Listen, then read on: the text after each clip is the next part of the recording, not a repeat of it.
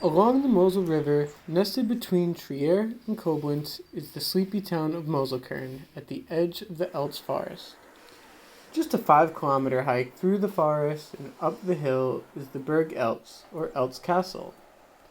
Following the Eltzbeck, a small river leading into the River Mosel, is beautiful flora and the tranquil sounds of the river.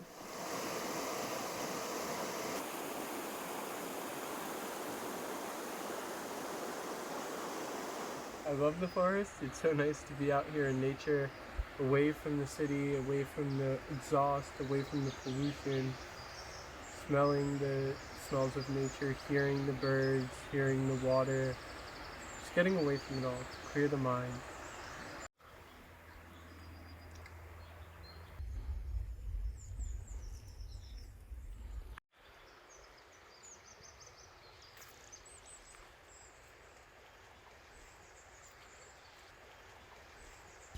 Let's go! I'm excited to see the castle and I want to get there before it gets dark.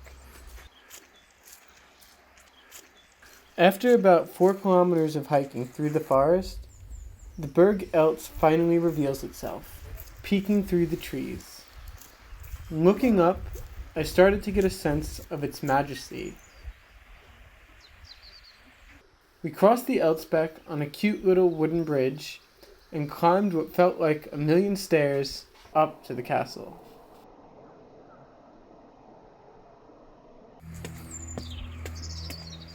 There's a lot of stairs here. Usually choosing to do less research than more before a trip, I had no real expectations of the castle. That said, it was absolutely stunning. Unfortunately, it was closed, so we weren't able to enter, but just the grounds around it were absolutely amazing. The Eltz Castle is surrounded by the Eltz Forest, 300 hectares or 740 acres of nature, which is now protected as a nature reserve. Don't fall. Both the forest and the castle are in the same family as that which built the castle starting in the 12th century. That's 33 generations ago, this castle has been handed down throughout the family. You can really see the different parts of it as it gets built up and expanded, and like if you're in a modern house, you can kind of see where there's an extension put on. Well, it's kind of the same thing, except instead of it being like 50 years, it's like 800 years. The very first parts of the castle were in the Romanesque style. However, now most of the castle is in the Gothic style, as it was built upon over the years. So we counted, and as far as we can see, there's at least 9 floors in that castle. And that's not counting the basements, which probably exist.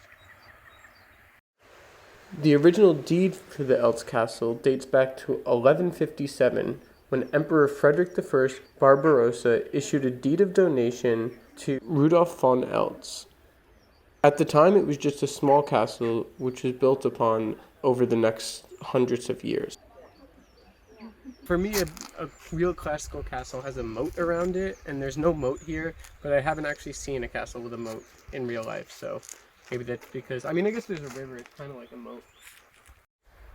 In the 14th century was the Eltz feud, which was between the rulers of the Trier region and members of the Eltz family. During this time, the Eltz castle was put under siege and showered with heavy stones from catapults for many years.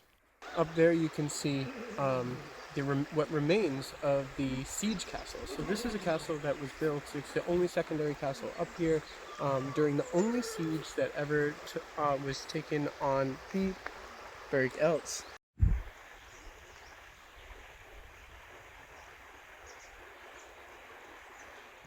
At the end, the Knights of Eltz Castle finally gave up. However, due to the clever family politics and shrewd diplomacy, the Eltz Castle was not destroyed. Just over 100 years after its founding, the castle was divided 3 ways following a dispute by 3 brothers in the family. This led to the castle becoming a so-called Garnerbenberg, which was a castle inhabited by several lines of family at the same time. This castle's pretty cool. It is it's this isn't just a fort or something. It wasn't where they ruled I don't know, kingdom from, but like this is somebody's like house basically. The Eltz Castle is a quintessential German castle. It's a magnificent wonder perched atop a hill among the trees. The castle was actually split into separate parts of the family. This, along with additions at different times, give it a somewhat eclectic look, as there is a mashup of different styles. I guess it's probably not just one family. I would expect there was a lot of guests, there's a lot of servants, etc., etc. And, like, I don't know, sounds great, but it sounds very expensive. That's probably why so many of them ended up abandoned. Then you also had to worry about somebody attacking you and trying to take it over, so not really a fan of having to worry about security like that. And now? Yeah, I guess it would work. If I didn't have to worry about expenses. Yeah, seems like a good idea. Bet you can put a pretty cool bar in there.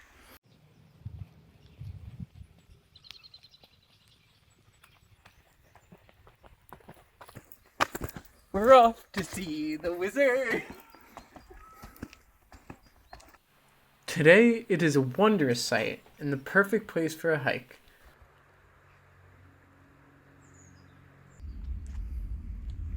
Enough of Berg Eltz. Now we're going to try to make it to Berg Piermont.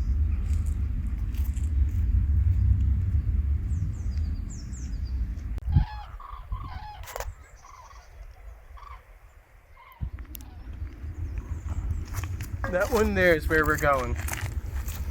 There are many hiking trails around, so you have the chance to get active. The area is actually chock full of castles, so if you're feeling particularly sporty, you can hike or cycle to see some of the other castles nearby. Here we are in the woods. Yes, it's also a forest, but it's the woods. How far away we should go? 9 kilometers, because we just walked in what feels like a big circle to get to the parking lot we didn't need to go to.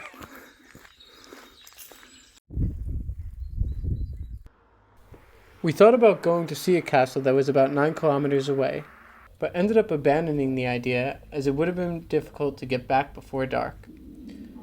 We didn't really want to walk through a foreign place that we didn't know too well without very good cell reception in the dark. Great way to get lost. How we ended up here? A failed attempt at Piedmont. Where is the castle? I don't see anything. Yeah, it's still 7 kilometers away and counting. And we're not going there because there's no way to get back. So I don't want to get stuck in the dark in a forest in Germany without any phone because our batteries are also going to die. Okay, what are we going to do now? Head back the way we came.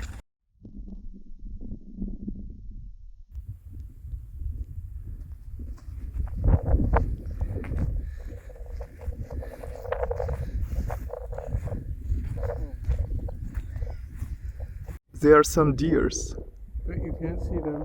like 4 of them. They were chilling on the sun. Now they are going in a forest.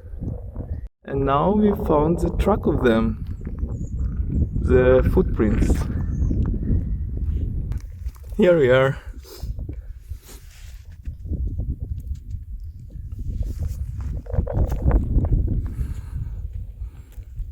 I don't know if those are deer prints.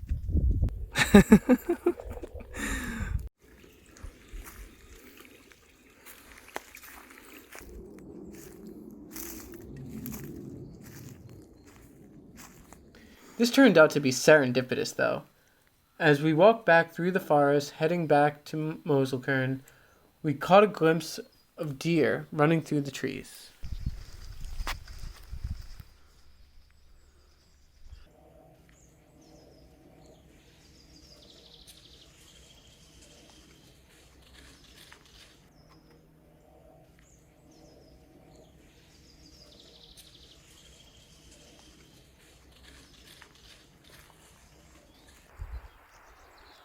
Bring a snack and perhaps a bottle of wine as you head up the hill just above the castle, and there is some seating. It's the perfect place for a snack and a drink as you watch the light hitting the castle. And you get a spectacular view over the beautiful, beautiful Eltz forest.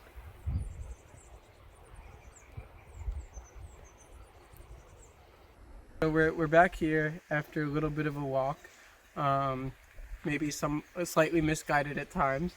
But one of the nice things about this castle is it's not like in the center of a city like some other castles, many other castles.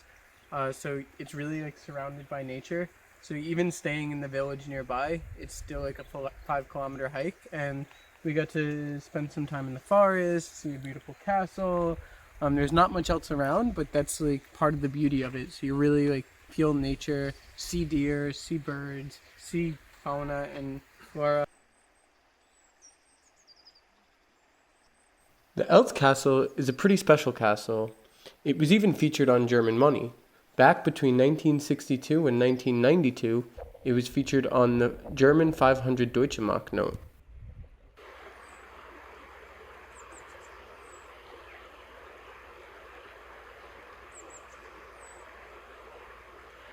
The Eltz Castle, along with a number of other castles, were built right along the River Mosel.